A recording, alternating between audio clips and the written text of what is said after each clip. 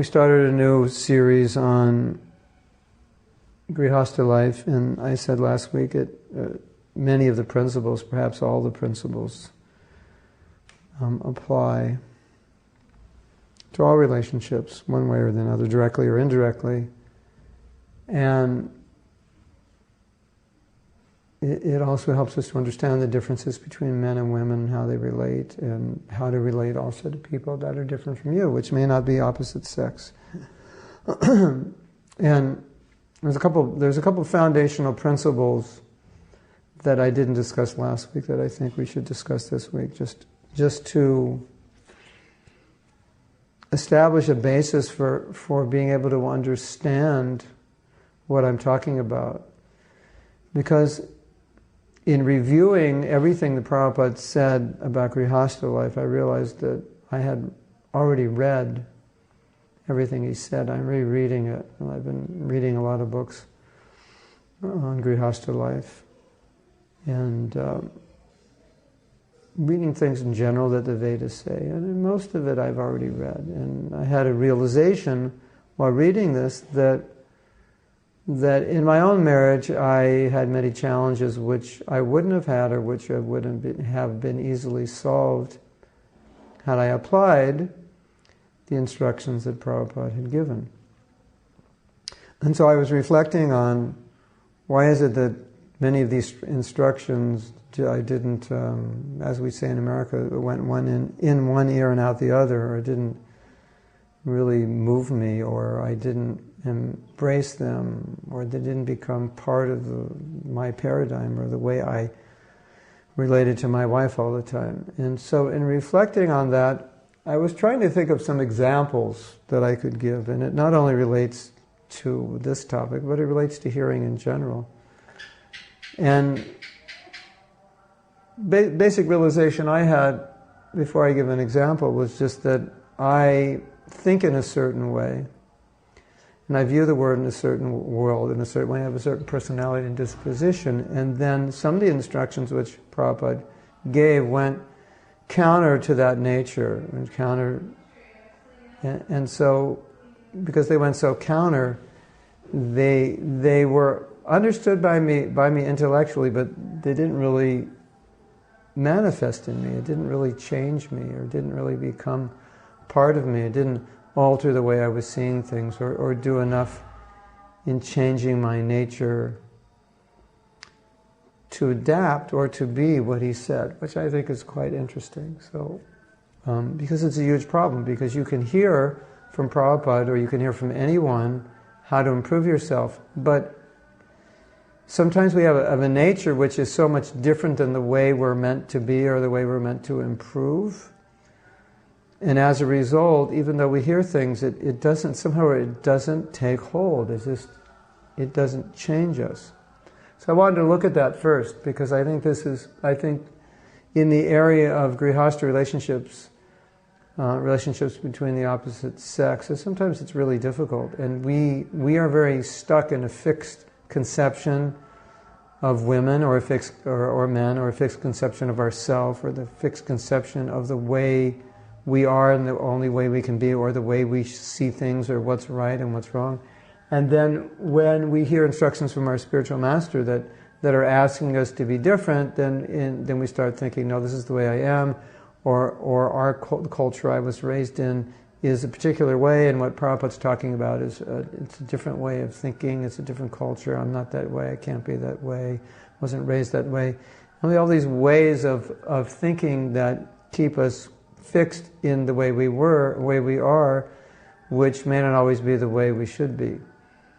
And so I was thinking of some examples. And of course, one of the famous examples that Prabhupada gave is your cup is full with milk, and then you try to pour something in it.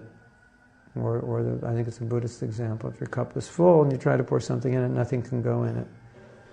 So then the Guru is giving instruction, but you already are the way you are, and there's no room for anything else, because you don't want to be any other way. And so you're like a full glass, and then we try to pour more into you, but we can't.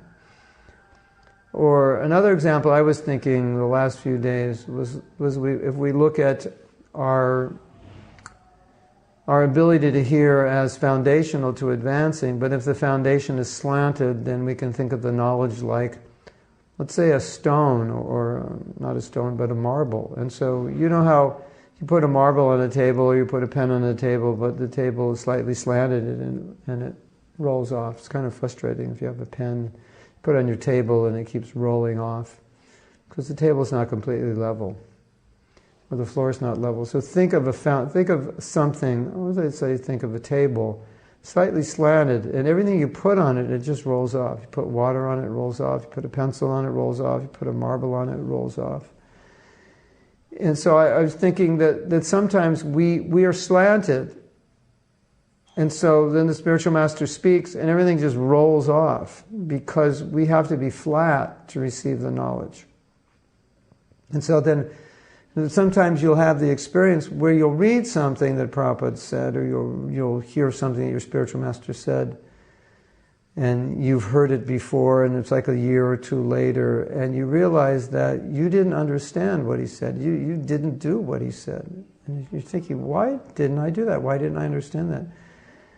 And it's because your table was slanted and it just fell off. It's just like you couldn't hear it because you were so, the instruction is so much different from the way you think and the way you are, that it didn't register, or you thought it registered, but it didn't.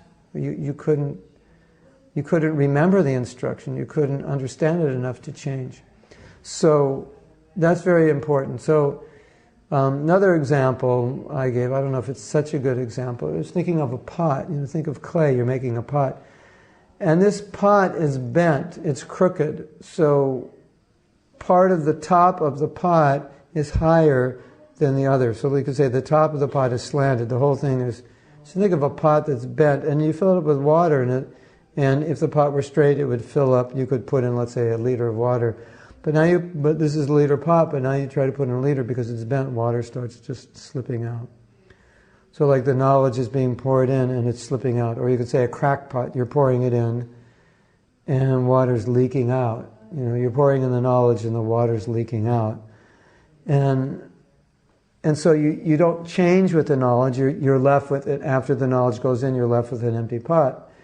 You may be left with an understanding, and even an understanding you could repeat to other people, but you yourself can't do it.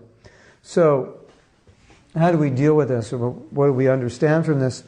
I think it's extremely important to understand that in any conversation about improving relationships, it always requires an individual to change. And the problem that we often run into is that we always want the other person to change. Just like when you have a problem with anybody, be it a spouse or a sibling or a parent or authority or a boss, the first thought generally is that we would like the other person to change, right? And we rarely, if ever, think about changing ourselves because we think there's something wrong with the other person. But really, that is a fundamental mistake. It's one of the, if we make that mistake, then sometimes it becomes impossible to improve a relationship. Because in any kind of relationship improvement, we always have to think about becoming the way we want other people to be. Just like we said this in the relationship, in the Course on Cooperation, there was a letter in which a devotee was complaining to Prabhupada about other devotees. Just behave the way you want him to behave. Just be the example of how you want him to be. So the wisdom of marital relationships is be the kind of spouse you would like to have. And what you find is that when you become that kind of spouse, your spouse changes. When you become nicer, people become nicer. When you act in a more humble way, people will tend to be more humble towards you. When you set good examples, people tend to soften up. So when we're getting knowledge of how to improve a relationship, we should understand the knowledge we're getting is the knowledge for us to be different, to learn what we're doing wrong, and to learn attitudes which can improve a relationship. But if we're hearing, and while we're hearing, we're thinking, we're interpreting everything in terms of it's the other person's fault, then we'll misunderstand the instructions, or we'll filter the instructions, so we actually won't see things that will relate to us, but we'll see things that will relate to the other person. For example, if you read Prabhupada's books, then Prabhupada teaches how a man should behave and how a woman should behave. And it's likely, if you're a man, you'll be focused more on how the woman should behave. You're reading these instructions, and those are the instructions you remember, which is kind of foolish because you're a man, so you should remember the instructions of the man, right? Or if you're a woman and you're upset with your husband's behavior, then when you're reading the scripture and it says this is how a man should behave, it's likely you'll be more focused on how a man should behave than how a woman should behave. So then that's an example of a knowledge filter, where because you're not focused on changing your own behavior and you're thinking the problem is somebody else, then you're focused on, I've read this chapter in the Bhagavatam, now I'm going to go up to this person and tell them this is how you should be. Because you're an authority, it says in Scripture you should be this way. Because you're the wife, it says in Scripture you should be this way. Because you're the husband, it says in Scripture you should be this way. When actually I didn't imbibe anything about how I should be, how I should change. Why? Because most people don't want to change. And most people find it extremely difficult to change. And it's obviously easier, at least to try to force someone else to change. It's not actually easier for you to change somebody else. It's actually easier to change yourself. But conceptually, we think it's more difficult to change ourselves. And we think it's easier, or it's because the problem is the other person, therefore I should change them. So that's a major reason why our cup is full, or why our cup is bent, or why our table is slanted, and therefore we get all this knowledge. And ultimately what it means is we're not ready for it. So I think a lot of times in relationship problems, people are not actually ready for the answer. They'll go in and they'll get a solution, and they're not really ready for it. And just like when there's a problem, sometimes couples will go to counseling, but one of them doesn't want to go because why? They don't want to change, or they don't think they have to change. They don't think it's their fault. They think it's always the fault of the other person. So this is like major, huge mistake. One of the foundational mistakes in relationship is we're always thinking it's the other person's fault, and we're always waiting for the other person to change. Number two, which is related to this, well, there's actually three, but they're all really similar. I don't want to change. I don't think I can change. I don't think I need to change. So one of those three, or all of those three. So how common is the thinking that this is the way I am, I can't change? Extremely common. And it is not true. In some cases, it's true to some degree, not entirely true, and not true enough that you can't do things, you can't change in a way that would improve a relationship. Now, if we enter into a situation where a relationship isn't good and we're not willing to change, it's unlikely that the relationship could get better, because somebody has to change something, an attitude or behavior. So I think I can't change. Then if you can't change, then the relationship is going to stagnate. It's going to stay the way it is. Or, Granny says, that's one may think it's very difficult for me to change. No. Yeah, that's common. That's what I'm saying. Or the other aspect is, I don't want to change. I can't change, I don't want to change, I don't need to change. All basically, if we think that way, then if we have a problem in a relationship, we can't solve it because we don't want to. Now, I have to tell you something. I don't know if I told you this before, but it's really interesting.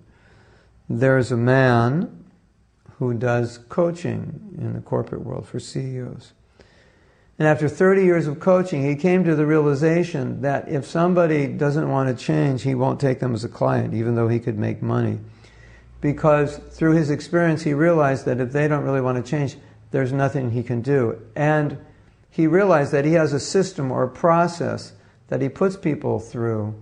And it's a process that he's developed over the years and he's perfected. And he found that if anybody follows the process, they'll make changes. So he realized that it's not actually him as the coach that's really what's making this work, because he worked out the process, so the process works, and he can train people to facilitate the process. So it's not even him anymore. He said his realization is it's the person. It has really nothing to do with him. It's if the person wants to make the changes or not. So he realized if they don't want to make the change, the process isn't going to work and he's wasting his time. So he won't take any clients unless he's sure that they want to make a change. So when you come to a stalemate in a relationship, a key ingredient is that you're willing to improve, you're willing to make a change, you're willing to do something to improve the relationship. And in many cases, people are not willing. And why are they not willing? Well, they may just not want to. They may not have the energy. They don't think it's worth it, or they don't think the other person can adapt or is willing to compromise. Or they just may simply not have the energy to do it. Or, as we said, they may think they can't do it. They're not good. Prabhu, I'm just not good with relationships. It's just the way I am. Take me as I am, and if you don't like it, then there's nothing I can do. So these are killer attitudes to relationships. It's in a sense okay if you have those relationships, if you don't work too closely with people, because people will just tolerate you if they don't have to work too closely, if that's how you think. And maybe they'll talk behind your back and say, I don't like him, I don't like the way he works, this and that. But if you're not working too closely, you may have the good fortune of not driving them crazy. But if you're working very closely and you're acting in ways which are upsetting people, then you will drive them crazy. And if you're living with a person in a marriage or living with them, you're going to definitely drive them crazy and you're going to bring the relationship to an end. Unless you're married to a saint who's extremely tolerant, who will tolerate anything you'll do. And as Kali Yuga progresses, probably less and less people are in that mood, because the traditional values of marriage are quickly fading away. So you don't have people who are so tolerant now. Now, there's another thing I wanted to mention that's also foundational to creating a situation, creating problems, and also creating a situation where you can't solve problems. And it goes along with the concept of changing yourself. When people enter marriage, oftentimes, especially devotees, because we're talking about devotees here, so we'll weave in the philosophy of Krishna consciousness to relationships. And people get married, they're trying to fulfill some desire. So often you marry somebody because you like them, you like the way you feel around them. They make you feel good. They do things that make you happy. But after you've been married a while, you realize that not everything they do makes you happy. Some things they do irritate you. And maybe a lot of the things that used to make you happy actually turn out being the things that irritate you. This is actually true. You overlooked them before. But the real problem in this, aside from the fact that we're entering a marriage just thinking too much about ourselves, and we have expectations that aren't being met, is that we're not understanding the fundamental principle of Bhakti, and the fundamental principle of Bhakti is service. It's not entering relationships with the goal of, okay, how can you satisfy me? But it's entering relationships to be more of service. So our philosophy is one will not get married unless that will help one in their devotional service. And one will not take a wife and think of that wife or think of that husband as their servant, but one will take a wife or husband and think of that person as someone to be served, just as we would not think of anyone as our servant, even if a guru says, here is my servant, but fundamentally he doesn't really think of that person as his servant. But he thinks of himself as a servant. We always think of other devotees as a servant, even up to the point of guru. Then the guru thinks his disciples are his, not his servants, but he is their servant. So it's no different when you get married and you enter that relationship and you think, okay, now I'm entering this ashram, and this ashram is meant to help me advance in Krishna consciousness. I'm taking a wife, and in a time of marriage, Prabhupada has to say, I will serve her. I will protect her, I will take care of her, and the wife says, I will serve my husband, I will assist him. So, yes, there is this mentality, I want to get married to enjoy, to be happy, and I have so many expectations. But fundamentally, we're supposed to enter it in the mood of service as an ashram by which I can advance in Krishna consciousness and fulfill my material needs, not my sense gratification. My partner is not a partner in crime, the crime of sense gratification. The partner is a religious partner, a partner in developing the ashram so I can advance. So the happiness of household life, the happiness is having a wife who's religious, who's Krishna conscious, having a husband who's religious, who's Krishna conscious, and living, as Prabhupada has many, many times said, living peacefully together. So why? So we can advance in Krishna consciousness, not so we can better enjoy sense gratification. And we were having class today, and there's this saying that household life is a license for sense gratification, and the devotee giving class was saying you shouldn't want to renew your sense gratification license. So when we say grihastha life is a license for sense gratification, it means it's a license to have sex, to have children, but it's not a license for sense gratification in general, that my partner is going to satisfy all these sensual desires of mine. No. We're going to live peacefully and comfortably. We're going to satisfy our material desires in a way that we eventually or gradually become renounced from them, but not in a way that's detrimental to my bhakti. So, material life, material consciousness means it's all about me, it's all about me, it's all about what do I want and what can I get from you. And Bhagavatam says, in Kali Yuga, people will marry because of physical attraction and because they can enjoy sex with the opposite, with their partner. And when they're no longer happy in their sex, they will divorce. That is the essence of materialistic relationships. So Krishna consciousness is diametrically opposed to that. People are coming together to help one another advance in Krishna consciousness and to serve, and not to enjoy and not to exploit, but to serve, because we're always servants and we're meant to see everyone as servant. The problem is we become married and we think, oh, my wife is my servant, or my husband is meant to serve and fulfill all my needs. That's true in a sense, but that's up to the wife and the husband to do. That's not up to us to demand of them. We, as I said, we fulfill our obligation, our part of the deal, and they fulfill their part of the deal, but we don't make demands. Okay, you're my servant, you have to do this. And this is such a huge problem.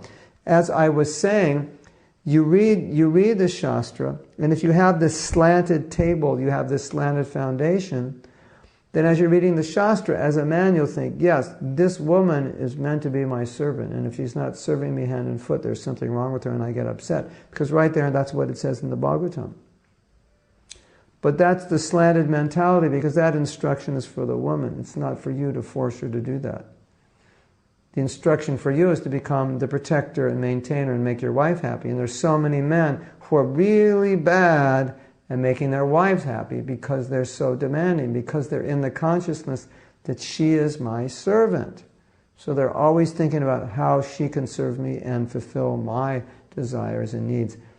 More so than they're thinking how I can protect her, how I can make her happy, how I can take care of her and help her become Krishna conscious, which is their duty.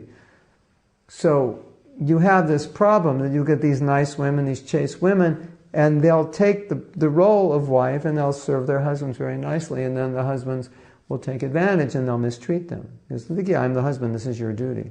And they'll totally, somehow or other, they have like amnesia where they read the Bhagavatam and all those instructions about what the men should do, they just don't enter their minds. They're completely lost and gone, and they missed it entirely. It's just, It's an amazing phenomena how this happens.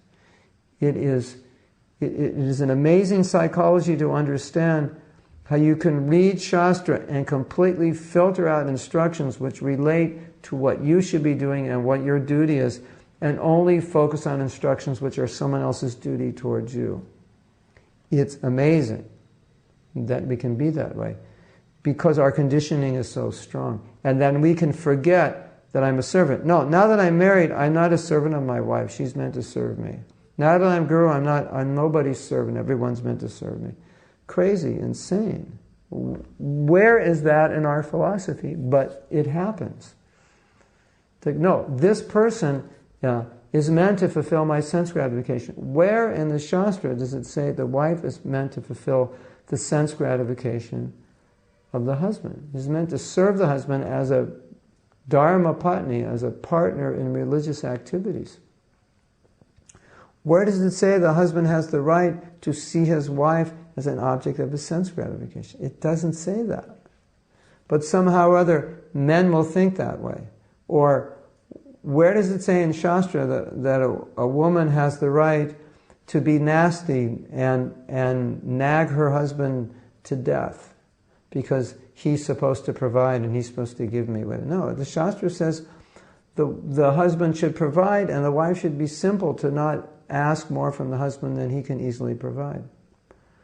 So because of our natures, we may not see those things. So Guru's Nish is saying, I've never thought of that. The reason we don't think of these things, even though we may read them, is because it's not, we haven't been trained to see that way. So I'm saying the table is slanted. What is that slant? That slant is the attitudes we've grown up with, or society has implanted upon us. So then we get this other form of knowledge. It slides off, or as I was saying, we just think, no, this doesn't make sense. This won't work. It's not practical. It's 2013. This is, this Vedic stuff doesn't relate. Now, I wanted to say something. I don't know if I said this last time, but I was reading a book on marriage by a woman, just in her 60s. And she said, and she's a psychologist, and she's very successful. And she's written many books. And so many of the things that she said you can find in Prabhupada's books, written in a slightly different way, but the principle is exactly the same. And what she's saying is that in a relationship, you're always thinking how to support the other person and how to make them happy. That is like the essence of her book. And anytime anybody comes up with a question, well, my husband wants me to do this, but it's really difficult, and I'm really tired, and it's really hard. And when she answers them, she always says, think how hard your husband works and how much he would appreciate if you made the sacrifice to do this and that. That's how she answers the questions. It's always about service, or vice versa. Think how much your wife does, pitch in and help her, etc., etc. And so then you go to Prabhupada's books, and the essence of everything, if you wanted to put the essence of every instruction Prabhupada gives on Grihastha life, it is service. Make the other person happy. Serve them. Take care of them. Fulfill their needs. It's not about you and your needs. Of course, modern psychology is, no, it's all about me and my needs. And you have to express those needs to your spouse, and there's courses and the ways to express it. And I don't want to put that down because these are good communication techniques. But higher than that is each person understands their duties as a spouse. And if they really understand and act upon them, they will automatically understand and fulfill the needs of their spouse because they'll know that's their duty. So then, why do I have to tell my spouse all the time what my needs are? Because she's not attentive to my needs, because she's not, or he's not attentive to my need because he's not doing his duty as husband, or she's not doing her duty as a wife. Because I'm thinking about my needs, she's thinking about her needs, rather than I should be thinking of her needs, she's thinking of my needs, and then we don't have we don't have these problems, these conflicts. So what's all the conflict about? It's about needs. You didn't do this, I wanted that. Okay, so then you might say, wow, this is a very high level. It may be a high level, but everywhere in Prabhupada's books, this is what he talks about. Sacrifice. It's like you go to the Ramayana, and then you have this sacrifice of Lord Ram. His wife was stolen. He was prepared to go to battle, to destroy a whole kingdom to get his wife. So what is he showing? That at any cost, the husband should protect the wife. That's what he's showing. You have, and of course, then what is Sita showing? That even though she's captured by another man, she stays chaste to her husband, and her husband is her Lord. We have the example of Draupadi in Mahabharata, and Satyabhama, Krishna's wife, says, Draupadi, you have 5 husbands, and they're so much under your control.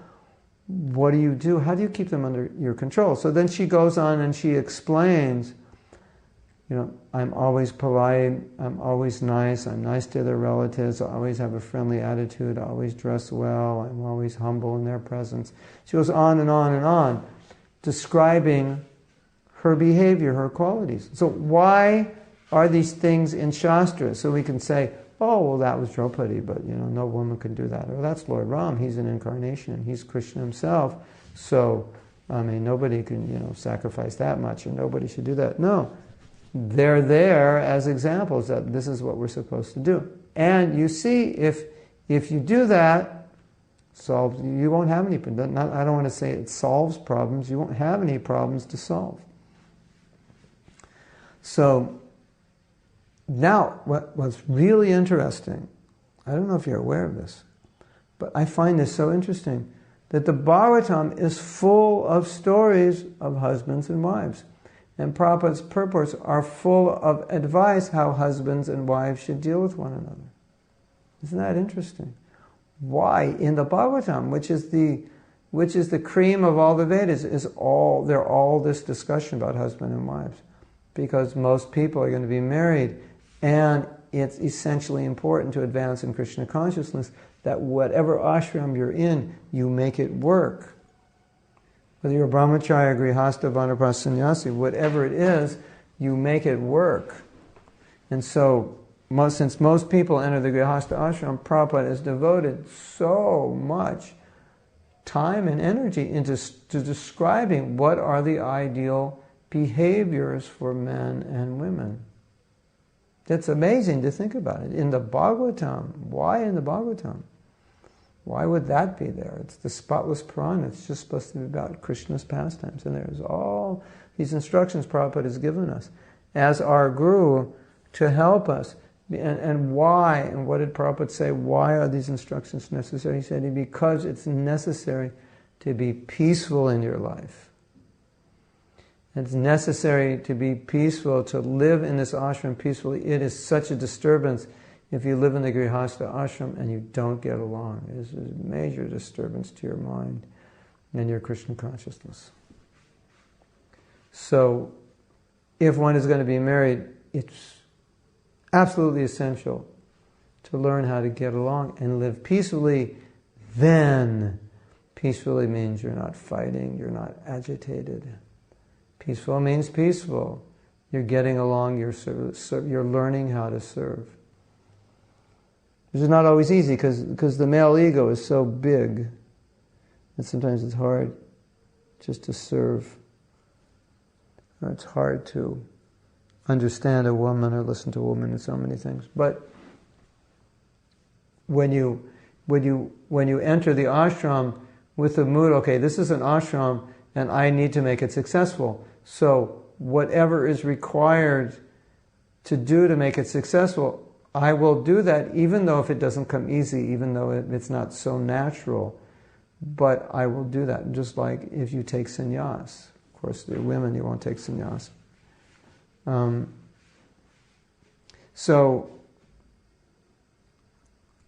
But still, if somebody takes sannyas and then they find it difficult, but still they're thinking, I want to make this sannyas ashram successful, so I want to do all the things that are necessary for sannyasi to do, even though it might be difficult. That's how one has to think, and then one becomes successful. So he does the things that will make him successful, even though they're difficult. Or same thing for brahmachari. I'm in the ashram now as a brahmachari, so let me live according to those principles until I become married. Then I should live, even though it's difficult. And then I enter the grihastha ashram. Now I learn a new set of rules.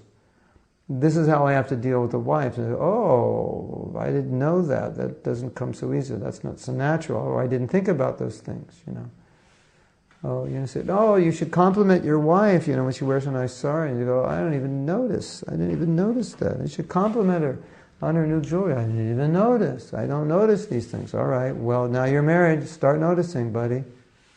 So, no, but this is not my nature. Too bad, buddy. Start noticing. You see, a lady, well, I'm just supposed to serve my husband, but I'm hungry now. No, serve him. Don't eat. Eat together. Make sure he's satisfied. Well, I'm not used to doing that. My mother never did that with my father. Too bad. This is what you're supposed to. So you learn. Okay, this is the proper. I'm a wife. I should. Nobody wants me to wash his clothes. I don't like washing clothes. Then you shouldn't get married. You wash his clothes. That's your. He's working all day. He needs your support. Keep the house clean. Oh, but I'm tired. Well, this is your service. So you adapt to these things. I'm saying, it's not my nature. All right, well, you should have thought of that before you got married, because now you're married, these are the duties. If it wasn't your nature, why'd you do it? You did it probably because you needed to, because you needed that partnership to be peaceful. So now, because you needed it, then you'll have to learn all the other things you have to do to adapt to make it successful. So we go back to the point I was making earlier that, you have this stumbling block when you say, I don't care if it's good, or I can't change. So you should never not care that it's good. You should want to make it successful. And whatever we do, we should want to make successful. Right? Yes, absolutely right. So if that's your premise, I want to make it successful, then you'll find it easier to change. You'll find it easier to do the things that don't come natural, because you realize, okay, this is part of the profile. Just like you find a lot today, at least this is what I find by talking to people and what they do. And I say, well, what do you do in this company? And the devotee says, I'm in sales. And I say, were you trained for that? And he said, no, I was trained in programming, but they needed someone in sales. So he's trained. Well, what does he do? Well, he explains the product to potential customers. So he's not even doing he understands the software, but he's not doing programming. He's not doing programming anymore, because they don't need him to do that. They need him to explain the programming and how the product works, and he's a good talker, and so that's what he does. Or there are many situations like that where so another devotee told me he was doing software programming, but he was trained as an engineer, but because he's from India and he doesn't have the proper card or whatever you call it, proper visa, I don't know the details, but he can't work as an engineer yet. Something like that. So he's working in programming. Or he had to go back to school and learn programming. So we adapt to the situation as is necessary. So this is the same way you enter a relationship and then you see, well, there's certain things that are necessary to do to make a relationship work. And so you adapt. You don't say, I can't do this is the way I am. Of course, a lot of people do say that, and they're convinced that's true. But if you do say that, then you have to live with the consequences. But the unfortunate thing is, the person you live with has to live with the consequences. And I think we should think it's not fair to that person to do that, because you have an obligation to that person to be, as I said, to be the kind of spouse that you would like to have, or at least be the kind of spouse that person would like to have. Certainly that person will tell you. So, basically I'm just covering foundational material, because if this foundational material is not there, then you try to put any kind of knowledge or information on top of that, it's not going to work. And then, you're going to get all people saying, but what about this? But what about that? But what about this? But what about that? But But so many of those, but what about this and what about that, are just our unwillingness to adapt to a situation. Our unwillingness to you know how it is sometimes if another person's behaving poorly towards you, irreverently, perhaps they're unkind, they're not thoughtful, they're not sympathetic, whatever. So often it's so difficult to behave nicely towards them because you feel they don't deserve it. But in relationships, it has to go beyond tit for tat. It has to be more dharmic. No, this is my duty in this relationship, whatever the relationship is, as a husband or wife, or a son or a daughter, or an employee or a sibling. There's a certain protocol, a certain etiquette, there's certain standards. And if we can adapt to those standards, even if the other person doesn't, that's proper understanding, that's proper consciousness, proper behavior. And as I said, generally, if the person is a decent person, they will adapt to your behavior. So before we go any further, I wanted to see if there are any questions. Because everything I said today is very foundational. But it's pregnant, actually, it's very pregnant with many practical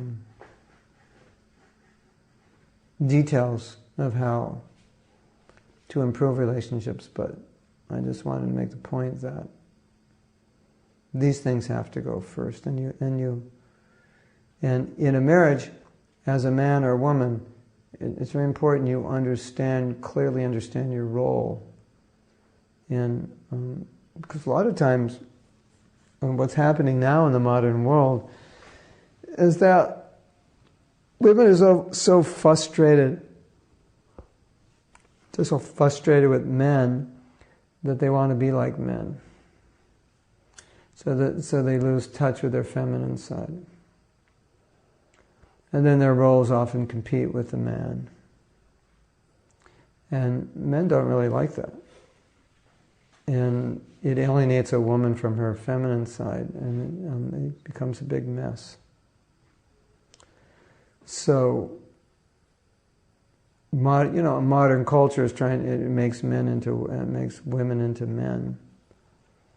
And so the women, want to do everything the men do. They want to compete with the men in the workplace. And it doesn't work. It doesn't work for them, and it doesn't work for the men. I mean, artificially it might work. But really that's not why most men get married. They don't marry another man. They don't want to marry another man. They don't want to marry someone to compete with. And a lot of times what you'll find is that if women are very successful materially, the men don't like it because the women are outdoing them and their egos just don't like it. That's why in traditional society the woman just stayed home. There's no competition. The man would go out and work, and the woman would stay home and take care of the kids, take care of the house, and that all worked quite well. And the roles were clearly defined, and it wasn't crazy like it is today. Now, when a woman doesn't take the proper role as a wife, the man doesn't take the proper role as a husband. He's not strong. He doesn't protect the wife. He doesn't live a life of integrity. In other words, he is not chaste to her. He fools around with other women. Then he's not fulfilling his role. She should be chaste to him. She should be devoted to him. She should support him. She doesn't always fulfill that role. A lot of times what's happening now in today's world is, what's the role of the woman? The role of the woman is to nag the husband to death. You never do this, you never do that, you never give me this, why do you do that? You're so stupid, why can't you do anything right? That's become quite common today, hasn't it? Huge mistake that women make. It's not that men don't like that. It doesn't inspire them. It doesn't motivate them. It doesn't get them to do anything. You're just nice to them and they'll do. You're nice to your wife and she'll do. And so, we have this other paradigm, the woman thinks she has to totally rule and take control. Men don't like it. Okay, so Alejandro has a question. Could you explain more about what the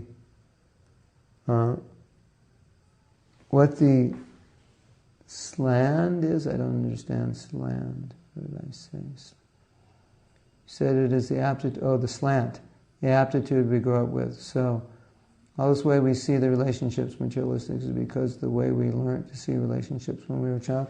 It could be. It could be our, the slant could be how we've seen relationships. That's certainly part of it because we grow up in a society where men and women they get the same education.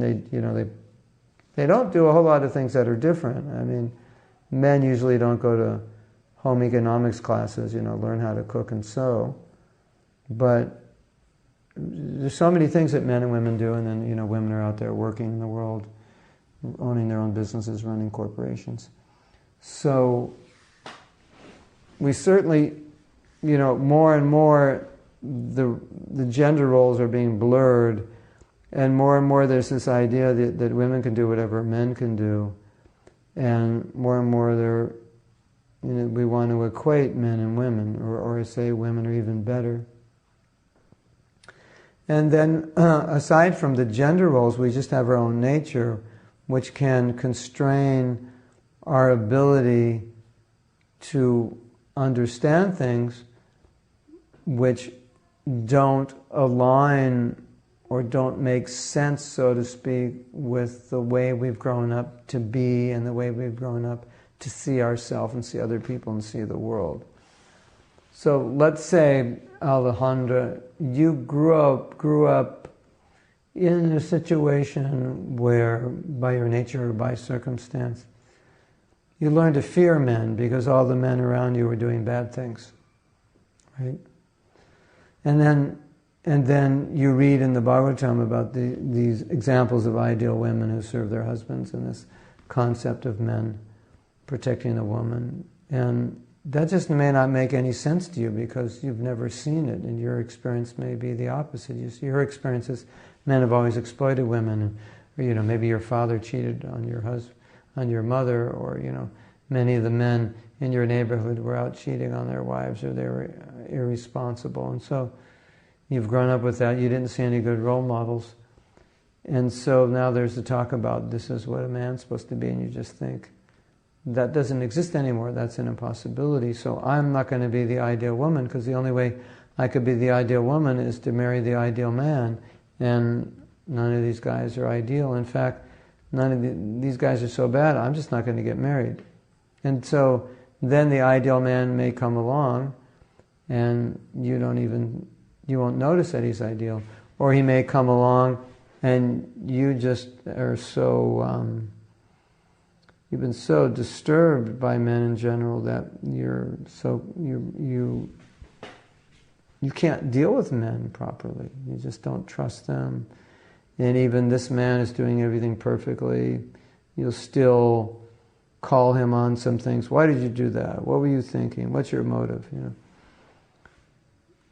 And so then all these things you hear in Bhagavatam about these ideal relationships and the chastity of woman, and the mentality a woman has towards her husband is just like, you don't even hear it because somewhere in your subconscious you think, this is like, I can't do this is impossible.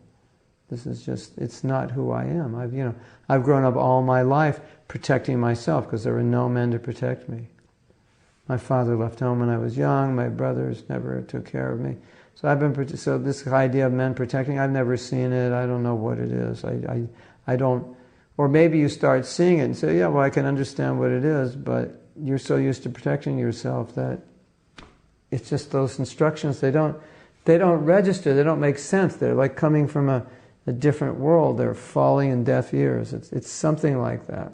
It's just, you get them, but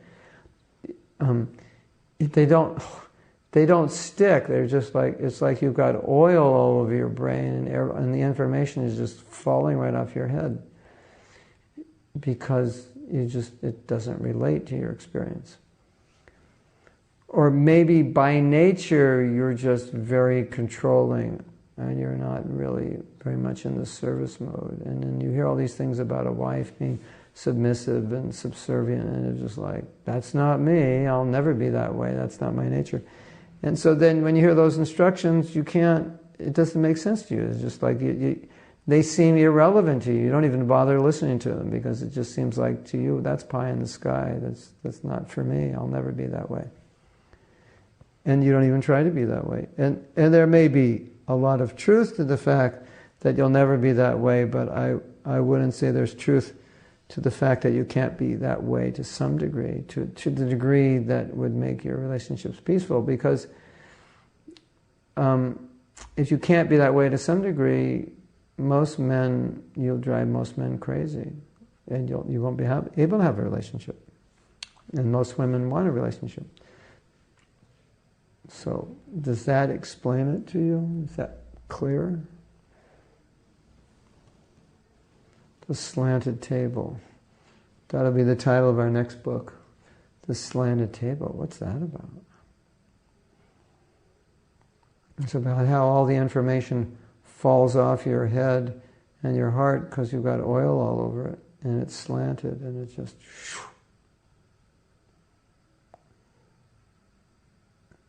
Now, since you asked the question about, we learned to see relationships when we were children, and when you have to deal intimately with another person, you realize, or if you don't realize, the other person realizes, hopefully you realize, that so many of the relational problems you'll run into are due to being immature, emotionally immature.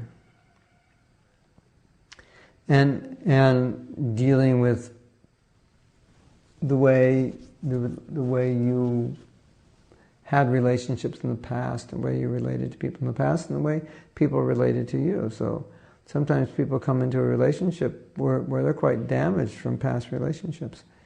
And they can be very obsessive. They can be overly dependent. They could get angry very easily or violent if they don't get what they want. There's all kinds of weird behaviors that often come out between man and woman when they come together. They're like this nice woman, she's living in the brahmacharya ashram, everybody likes her, or this nice man, he's living in the brahmacharya ashram, he's everybody's favorite, and then they get married and all these weird behaviors manifest.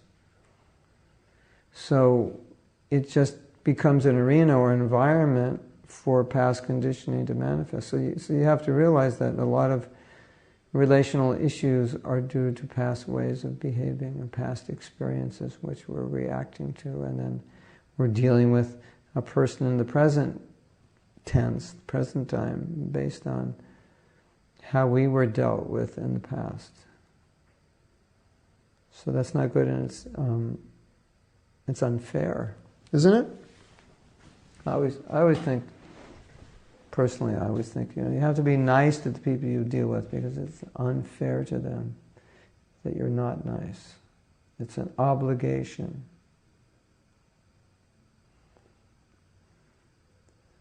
So, 7:52. Do we have any other questions?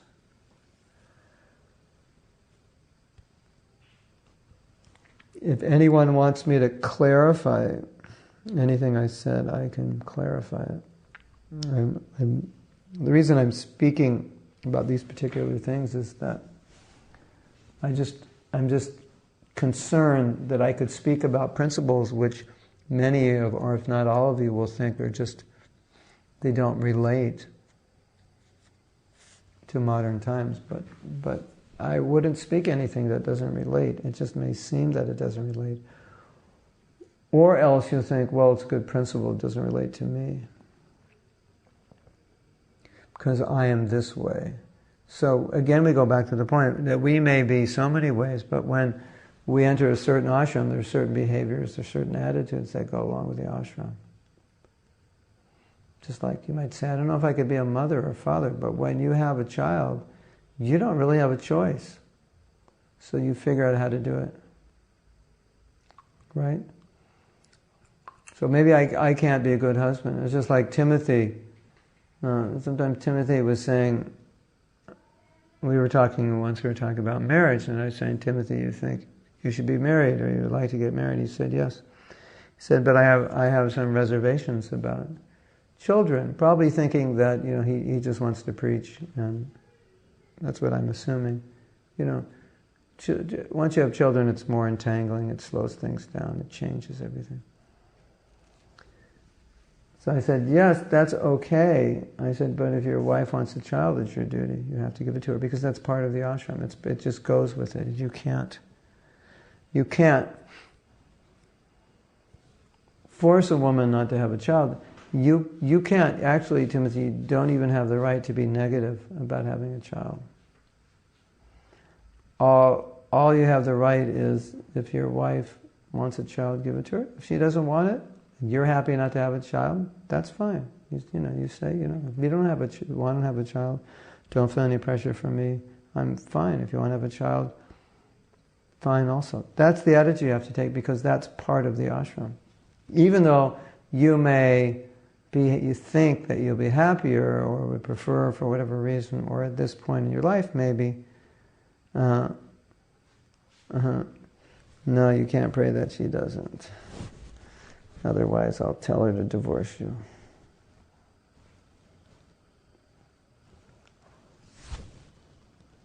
I'm sure a lot of men who don't want kids do pray. But it creates intense anxiety. I mean, you imagine, your wife's pregnant, and the whole time she's thinking, but my husband doesn't want this baby. And she's in total anxiety. And she has the baby, and she says, my husband doesn't want this baby. What kind of crazy household life is that? You see? So I think this is a good example of this point I'm making, that you adapt to what the ashram is. So even though, like Timothy, you may have the nature of a grihasta, let's say, in 7 out of 10 ways, and the other 3 ways are not your nature. But you have to learn how to act in those other 3 ways, even if it's not natural, even if it's a little artificial, because it's part of it's part of the dharma of that ashram. So, or Antonio may say, well, I don't really feel like settling down, or this or that, and say, well, but if you want to get married, then you have to be settled.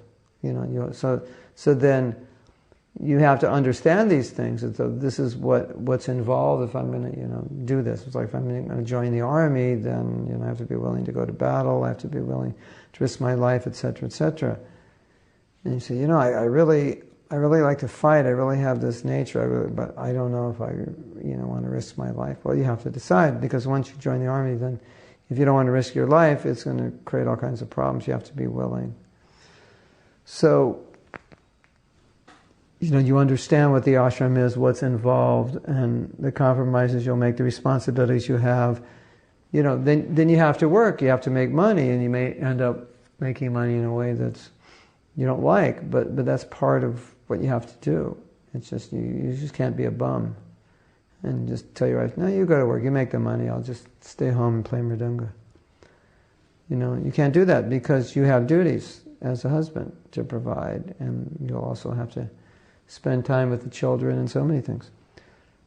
So, you want to play, you have to pay. So it's like that. So you understand what the obligations are. And then you adapt to it, and you say, okay. And the more you resist it, the more you'll have trouble in that ashram, or any relationship. The more you resist doing what's necessary to make it successful, the more you'll have problems. And the less you resist doing those things, even if doing those things is difficult, the less you'll have problems. That's just the plain truth, spoken from years of experience. So if you really want to make your grihasta life or any ashram easier, just perform the duties as perfectly as you can. And your wife will be happy, and your husband will be happy. If your wife's happy, your husband's happy, then it makes it very easy for you to become Krishna conscious. I was talking to a devotee I'm working with. We're doing our corporate preaching. And I said, well, in this book that we're writing, should we have a chapter on marriage? And he said, yeah, because he said, I used to work with a boss, very intelligent guy, and he said, if life at home is not good, but at least it's good at work, you can survive. Or it's bad or it's bad at work, but it's good at home, you can survive. But if it's bad at work and it's bad at home, then you're finished. Right?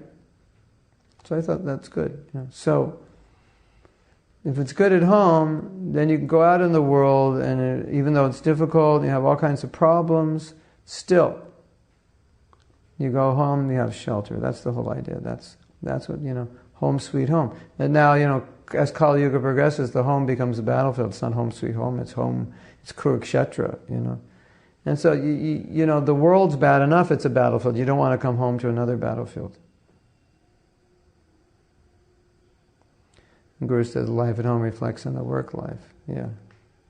So if you have a nice life at home, then yeah, you can go out in the world and go, at least when I come home everything's sweet. So that's why it's important.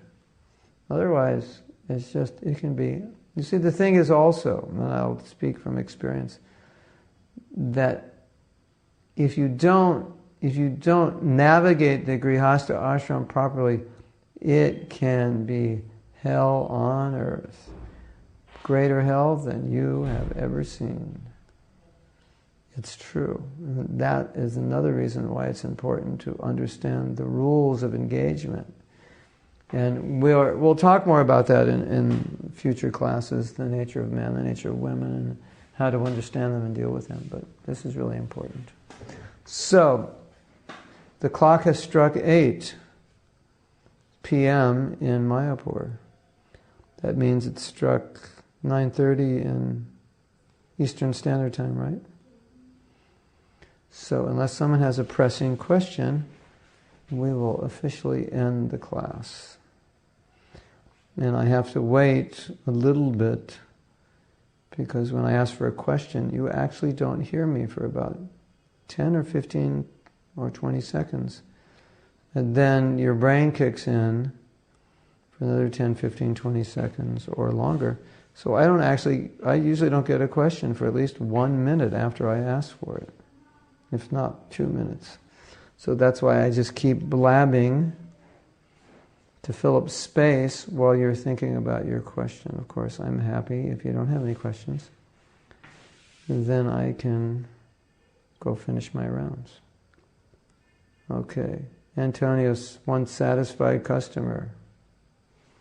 Okay, Antonio, go tell the world. Go tell the world that Mahatma Das does seminars on marriage. He can take your horrible marriage and turn it around. Of course, my disciples will be proof of how good these classes are when they get married. Or anyone who hears it will be proof of how good they are. Okay, so we're going to bid you farewell, and we'll see you. It will be Tuesday night, 8 p.m. Eastern Standard Time, which is going to be 6:30 a.m. in Indian time, my time. And these classes are being recorded, and when Reha is back in action, she will put them up on my YouTube channel. This is the second in a series on marriage, and we will continue for a while. And then we're going to give a full marriage workshop with all kinds of exercises. And we'll do that in Mayapur with my wife, and we'll do it in Bangalore with my wife. So we'll probably do it. I'm not sure when we'll do it here. We'll have to pick a date. Okay, everyone. Hare Krishna to you all. And we will see you next time. All glories to you, Carolina. And all glories to Prabhupada.